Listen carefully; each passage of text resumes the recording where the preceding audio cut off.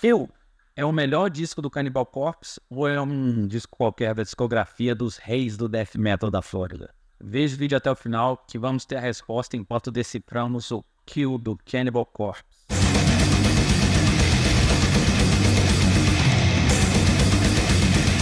Mas antes de seguir, eu quero pedir para você se inscrever no canal e clicar no like. Se estiver ouvindo a gente no Spotify ou em alguma outra plataforma, já segue a gente por lá também e deixe seu comentário. Se quiser, siga a gente também no Instagram, @decifrandodiscos.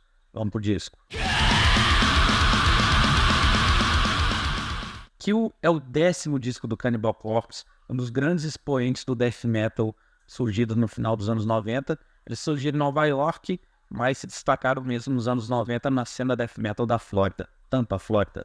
Foi produzido por Eric Rutan, que anos depois entrou na banda, né, como guitarrista, e foi lançado no dia 21 de março de 2006 pela gravadora Metal Blade.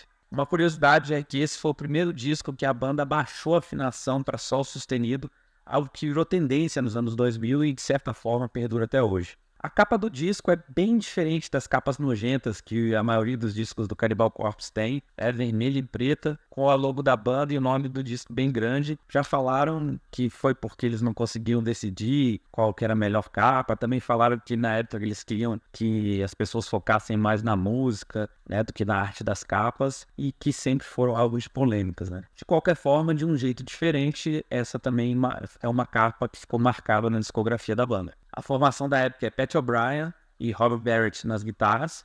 O Barrett, que voltou na banda depois de ter saído depois do lançamento do disco Vile. O Mazovkowski na bateria. Pescoçudo George Corpse Grinder nos vocais. E o dono da porra toda, Alex Webster, no baixo. A maioria das músicas foi feita pelo baixista, pelo guitarrista Pat O'Brien e 2 sons compostos pelo baterista Paul e pelo guitarrista Rod Barrett. A maioria das letras foram feitas pelo baixista e pelo baterista, exceto Barbaric Blood Gorgening, escrita pelo Rod Barrett, que também fez a música. Um disco que mantém o peso característico dos discos do Cannibal Corpse, já começa a 200 por hora com a excelente faixa de abertura The Time to Kill Is Now e segue massacrando até a última instrumental Infinite Misery. Outros sons que se destacam são Five Nails Through the Neck, Make Them Suffer e Death Walking Terror. Essas duas últimas tiveram videoclipes produzidos.